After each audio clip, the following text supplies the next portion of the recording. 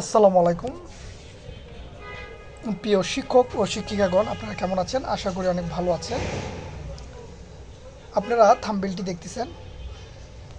থাম্বনেলে প্রত্যেকটি প্রশ্নের উত্তর আমি আজকের ভিডিওতে আপনাদেরকে জানাবো। সো আপনাদের ধৈর্য ধরতে হবে। আমি অনেক দিন পর, প্রায় 2 মাস পরে আপনাদের জন্য ভিডিওটি তৈরি করতেছি। এই ভিডিওটি আপনাদের জন্য শেষ ভিডিও। আমি আর কোনো আপডেট আমার সোশ্যাল মিডিয়া, ফেসবুক অথবা ইউটিউবে দেবো না। আপনাদের আপডেট পেতে হলে আমাদের সংগঠনের সাথে যুক্ত হতে হবে। যুক্ত হলেই আপনারা আপডেট পাবেন এবং যার যার বিভাগের সভাপতি সেক্রেটারির কাছ থেকেই আপডেটটি আপনারা পাবেন। চেন অফ কমান্ড মেনেই আপনাদের আপডেট পেতে হবে। আজকের আপডেটটি দেওয়ার পর আমি আর আপডেট আপনাদেরকে দিব না। আশা করি আপনারা যদি আমাদের সাথে যুক্ত থাকেন তাহলেই আপডেট পাবেন, না হলে আপনারা পাবেন না। ঠিক আছে, যাই হোক, এখন শুরু করি। আপনারা হয়তো বা জানেন, আজকে আমি মাদ্রাসা অধিদপ্তরে গিয়েছিলাম। কয়টি কাজ করে আসছি ইতিমধ্যে আপনারা দেখেছেন। আমি সংযুক্ত ইবতেদায়ী মাদ্রাসা শিক্ষকদের 13তম গ্রেডের আবেদনের আপডেটটি জানার জন্য, অথবা জানার জন্যে না, ওইখানে স্যারের সাথে আমি প্রায় 1 ঘন্টা 15 মিনিট কথা বলেছি। ডিজি স্যারের সাথে 5 মিনিট কথা বলেছি এবং ডিরেক্টর স্যারের সাথে 1 ঘন্টা, প্রায় 1 ঘন্টা 10 মিনিট কথা বলেছি। হ্যাঁ, আমাদের সবগুলো কাজ নিয়ে এবং ফাইলগুলো মোটামুটি রেডি করে দেওয়া আসা হয়েছে। কি কাজ করা লাগবে, কি করা লাগবে না, সকল কিছু করে দেওয়া হয়েছে। এখন যাই হোক, আপনারা 13তম গ্রেডের আবেদনের আপডেটটি জানতে চেয়েছেন। এই 13 গ্রেডের আবেদনের আপডেটটি আপনারা হয়তো বা ভাবতেছেন যে মার্চ মাসের 1 থেকে 4 তারিখের মধ্যে আপনারা আবেদন করবেন। সে সুযোগ থাকছে না। এটি আরও কিছুদিন সময় লাগবে, আরও 90 দিন সময় লাগবে। হ্যাঁ, এটি হলো আমাদের মাদ্রাসা অধিদপ্তর থেকে একটি শিক্ষা মন্ত্রণালয় একটি স্পষ্টীকরণ চিঠির জন্য আবেদন করবেন, সেটি আমি রেডি করে দিয়ে আসছি এবং স্যারদেরকে রিকোয়েস্ট করে আসছি। স্যাররা ফাইল পুরো রেডি করেছেন এবং আমাদের একজন সহকারী পরিচালক স্যারকে এই দায়িত্বটা দিয়েছেন। যে স্যার আপনারা জানেন, চিঠিটি হইলে আপনারা জানবেন কোন স্যার করেছেন। আমি নাম বলতে অনিচ্ছুক, যেহেতু স্যার নিষেধ করেছেন, নামটি প্রকাশ করতে পারতেছি না।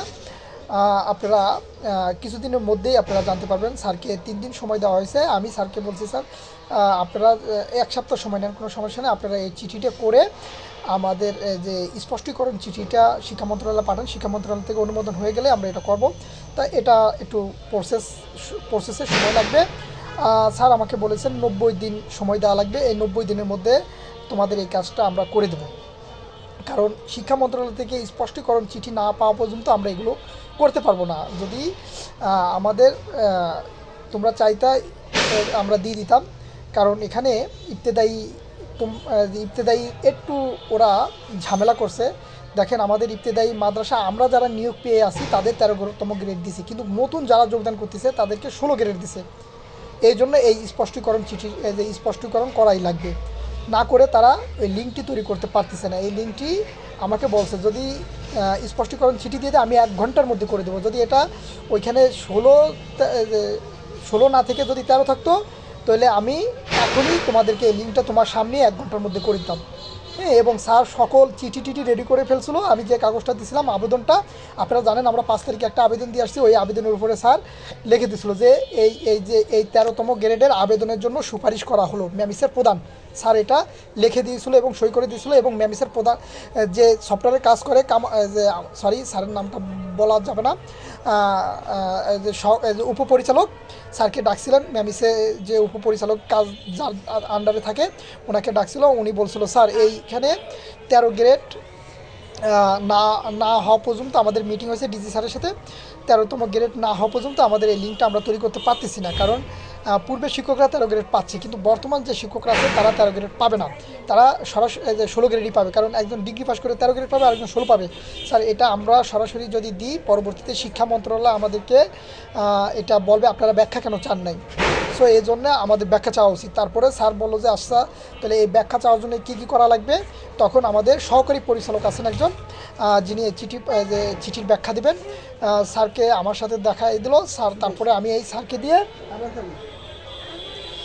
দিয়ে তারপরে ইয়া করলাম, যে কাগজপত্র সব ডকুমেন্ট দিলাম স্যার এই তারপরে স্যারকে খরচা নীতিমালাও দিলাম, খরচা নীতিমালাতে এই ছিল আমাদের এটা আছে। তারপরে স্যারকে যে ডিরেক্টর স্যার বলল যে ঠিক আছে আপনি এই ব্যাখ্যাগুলো সুন্দর করে সাজিয়ে দেন, আপনি তো পারবেন। স্যার অভিজ্ঞ মানুষ, আমাদের যে সহকারী পরিচালক যিনি আছেন উনি অনেক অভিজ্ঞ এবং উনি নীতিমালা নিয়েই কাজ করেন। তিনি বলছেন যে কোনো সমস্যা নেই, আমি এটার ব্যাখ্যা দিয়ে চিঠিটা করে দিব। স্যার বলছে যে 3 দিনের মধ্যে তুমি যদি পারো 3 দিনের মধ্যে এই মাসের মধ্যে আমাকে করে দাও, এই মাসের যে 3 দিন আছে এই 3 দিনের মধ্যে তুমি করে দাও। আমরা সামনের মাসের শুরুতেই 2 তারিখের মধ্যে আমরা চিঠিটি শিক্ষা মন্ত্রণালয়ে পাঠাতে চাচ্ছি। ঠিক আছে, এটা হলো 13তম গ্রেডের আবেদনের আপডেট। এবার আসি সংযুক্ত ইবতেদায়ী মাদ্রাসার প্রধান শিক্ষকদের 10ম গ্রেডের আপডেট নিয়ে। আপনারা খুশি হবেন, সংযুক্ত ইবতেদায়ী মাদ্রাসার প্রধান শিক্ষক যারা আছেন তারা 10ম গ্রেড। আপনারা জানেন আমরা 5 তারিখে একটি চিঠি দিয়েছিলাম, তার জন্য একটি সংশোধনীয় পাঠানো হবে। সে সংশোধনীর জন্য এই যে আমাদের যে চিঠি 13তম গ্রেডের জন্য যে চিঠি পাঠানো হবে সাথে ওই সংশোধনীও পাঠানো হবে। এই সংশোধনী পাঠানো হবে স্যার বলছেন 90 থেকে আপনার এই যে 3 মাস থেকে 6 মাসের সময়ের মধ্যে আমাদের এই 10ম গ্রেডের এই কাজটি করে দেবেন তারা। হ্যাঁ, 10ম গ্রেডের কাজটি সময় লাগবে। তারা আমরা 5 তারিখে যে চিঠি দিয়েছি সেই চিঠির আলোকেই তারা আমরা যে ব্যাখ্যা দিয়েছি সেই ব্যাখ্যা অনুযায়ী তারা লিখে প্রেরণ করবেন আমাদের ওই 13তম গ্রেডের চিঠির সাথে 10ম গ্রেডের সংশোধনীর জন্য। তো আপনারা বুঝতে পেরেছেন আপনাদের জন্য কি সুখবর, আর আমরা যে কাজ করি না করি এটা আপনারা বুঝতে পারছেন। আল্লাহর রহমতে বাংলাদেশ সংযুক্ত ইবতেদায়ী মাদ্রাসা শিক্ষক ফরম ছাড়া এখনও পর্যন্ত কোনো ইবতেদায়ী শিক্ষক বা ইবতেদায়ী প্রধানরা এখনও পর্যন্ত একটা আবেদনও করতে পারে না। তারা যে একটা স্মারকলিপি জমা দেবে বা একটা আবেদন করবে এরকম কেউ এখনও পর্যন্ত আবেদন করে নাই। সেই আমাদেরকেই করা লাগতেছে, আমরাই আপনাদের জন্য দৌড়চ্ছি, কিন্তু আপনারা দৌড়ে বেড়াচ্ছেন ওই যে বড় বড় শিক্ষকদের কাছে, যে শিক্ষকরা আপনাদের নিয়ে ভাবে না, তাদের পিছনে দৌড়চ্ছেন। যাই হোক, আপনারা আপনাদেরটা বুঝেন, ভালোই বুঝেন। আমি আপনাদের এখানে আসছি আপনাদের সংগঠনের একজন কেন্দ্রীয় কমিটির সাধারণ সম্পাদক। আপনারা আমাকে দায়িত্ব দিয়েছেন, এই দায়িত্বটা আমি আমার দায়িত্ব পালন করার সর্বোচ্চ চেষ্টা করতেছি, কিন্তু মাঝে মাঝে আমি অনেক আপসেট হয়ে যাই আপনাদের কমেন্টের মাধ্যমে। সো আজকের পরে আপডেট আমি আর এই পাবলিকই দিব না আপনাদেরকে জানানোর জন্য। আর ইবতেদায়ী প্রধান শিক্ষক যারা আছেন তাদের 10ম গ্রেড আপডেট নিয়মিত পেতে হলে আমাকে হোয়াটসঅ্যাপে নক দিবেন। আপনি বলবেন যে আমি ইবতেদায়ী প্রধান। হ্যাঁ, আমার পার্সোনাল হোয়াটসঅ্যাপ নাম্বার অনেকের কাছে আছে, যদি না থাকে আমি দিয়ে দেবো, আমার ভিডিও ডিসক্রিপশনে দিয়ে দেবো, আপনারা সেখান থেকে নিয়ে নেবেন, বা ভিডিওতে আমি আমার কমেন্ট বক্সে দিয়ে দেবো, আপনারা সেখান থেকে নিয়ে নেবেন। শুধু ইবতেদায়ী প্রধানরা আমাকে মেসেজ করবেন যে আমাদের আপডেটটা কী। তারা যদি আমাকে মেসেজ করেন তাহলে তাদেরকে আমি আপনাদেরকে বিতর্কত যে কথাগুলো আছে সেই কথাগুলো শেয়ার করব, যেগুলো প্রকাশ্যে শেয়ার করা যায় না। ঠিক আছে, আচ্ছা গেল। এবার 3 নম্বরে, তবে আপনাদের 10ম গ্রেডের যে সেটা সংশোধনের জন্য স্যার আমি সকল ফাইলই আমার সামনে স্যার গোছাইয়ে সহকারী পরিচালক স্যারের কাছে জমা দেওয়া হয়েছে, এবং আমরা যে ডকুমেন্টগুলো দিয়েছি সেই ডকুমেন্টগুলো নিয়েছে, এবং আজকেও আমি কিছু ডকুমেন্ট দিয়েছি সেই ডকুমেন্টগুলো স্যার পিন আপ করে নিয়েছেন, সাথে সংযুক্ত করে দিয়েছেন, এবং বলছেন তুমি 3 দিনের মধ্যে সহকারী পরিচালকের দায়িত্ব দিয়েছে, 3 দিনের মধ্যে তুমি ইবতেদায়ী প্রধান এবং যে 13তম গ্রেডের আবেদনের জন্য এই ব্যাখ্যাটা চাও যে আমরা লিঙ্কটা করে দিতে চাচ্ছি, এটার স্পষ্টীকরণ চিঠিটা দিতে বলো, যে স্পষ্টীকরণ আমরা চাচ্ছি সেই চিঠিটা তৈরি করো। এটা গেল। এবার সংযুক্ত ইবতেদায়ী মাদ্রাসা শিক্ষকদের শিক্ষার্থীদের উপবৃত্তির যে আপডেট তথ্য, সেই আপডেট তথ্যটি আমি এরপরে চলে গিয়েছি ডিরেক্টর স্যারের সাথে কথা বলে, এরপরে চলে গেছি আমাদের উপবৃত্তি নিয়ে যে কাজ করেন আমাদের দাখিল ও ইবতেদায়ী সেকশনের যে পরিচালক আছেন, উপপরিচালক স্যার, সেই স্যারের কাছে যাই। স্যারের কাছে যেয়ে আমি প্রায় আধা ঘন্টা বসে থাকি। পরবর্তীতে স্যার আসেন, আসার পর স্যারকে আমি বলি, স্যার আপনারা স্বতন্ত্র ইবতেদায়ী মাদ্রাসার উপবৃত্তি দিলেন, এই 6 মাসের উপবৃত্তি অলরেডি ছেড়ে দিয়েছেন, কিন্তু আমাদের সংযুক্ত ইবতেদায়ী মাদ্রাসার বলা হয়েছিল যে স্বতন্ত্র ছেড়ে দেওয়ার পরেই আমাদের সংযুক্ত ইবতেদায়ী মাদ্রাসার উপবৃত্তি দেবেন। তা আমাদের তো একটা চিঠিও দিলেন না, বললো তোমার কি চিঠি প্রয়োজন না উপবৃত্তি প্রয়োজন। আমি বলছি স্যার আমাদের সংযুক্ত ইবতেদায়ী মাদ্রাসার সকল শিক্ষার্থীদের উপবৃত্তি প্রয়োজন। আগামী 2 মাসের মধ্যে তোমরা উপবৃত্তির জন্য আবেদন করতে পারবে। এটাতে খুশি নাকি তোমরা চিঠি চাও? আমি বলছি না, আমার চিঠি দরকার নেই। আপনারা যদি বলেন যে উপবৃত্তির জন্য আমি আগামী 2 মাস, মানে এটা কি মাস, মার্চ এপ্রিল মাসের শেষে মে মাসের শুরুতেই তোমরা উপবৃত্তির জন্য আবেদন করতে পারবে, শিক্ষার্থীদের উপবৃত্তির জন্য আবেদন করতে পারবে। সো আপনারা সংযুক্ত ইফতেদায়ী মাদ্রাসা যা শিক্ষার্থীদের উপবৃত্তির জন্য যে সকল তথ্য লাগে সেই সকল তথ্য জোগাড় করতে পারেন। এরপরে 4 নম্বরে আমি চলে গেলাম আমাদের এনপিও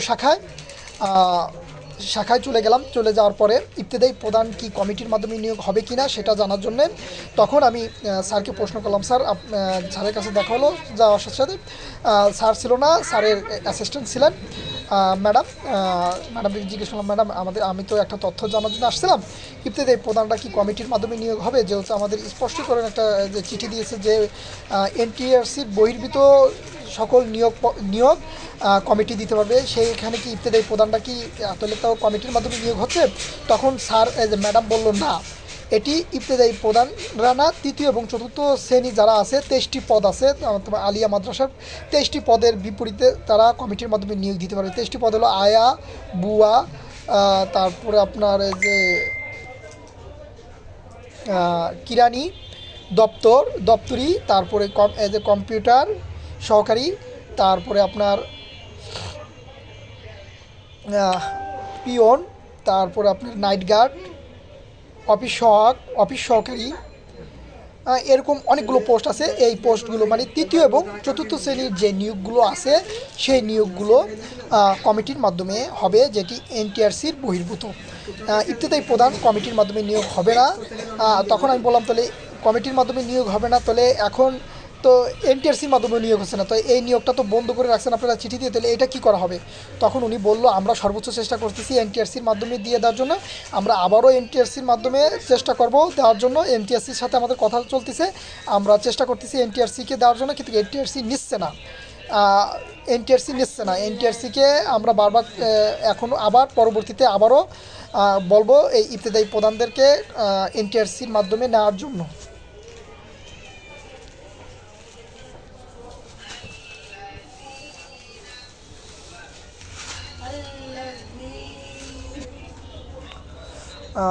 দুঃখিত, ইবতেদায়ী প্রধানরা, তখন আমি বললাম যে ইবতেদায়ী প্রধানদের তাহলে নিয়োগটা তো পুরোপুরি বন্ধ হয়ে গেল।